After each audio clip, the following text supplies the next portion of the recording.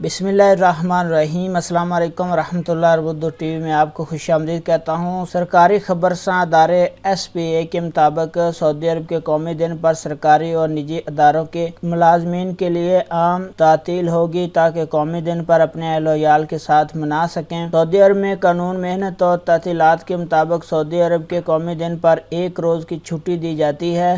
हर साल 23 सितंबर को Saudi Arabia में कौमी दिन मनाया जाता है। इस साल 23 सितंबर जुमेरात को, जिसकी वजह से सरकारी इदारों के मुलाजमीन 3 छुट्टियां मना सकेंगे। जुमा और हफ्ता के रोज़ भी छुट्टी होगी। सरकारी मुलाजमीन इतवार को 26 सितंबर 2021 को दोबारा ड्यूटी पर आएंगे। ये यौमुल वतनी के मुतल्लिक वीडियो आपके साथ शेयर कर रहा था कि सऊदी खबरसां अदारे SPA ने कहा है कि सऊदी अरब में जो मेहनत का कानून है उसके मुताबिक गैर मुल्कियों को और सऊदियों को दोनों को प्राइवेट और सरकारी इदारों में यौमुल वतनी की छुट्टी होगी। अपना बहुत सारा ख्याल रखिएगा। अस्सलाम वालेकुम व रहमतुल्लाह।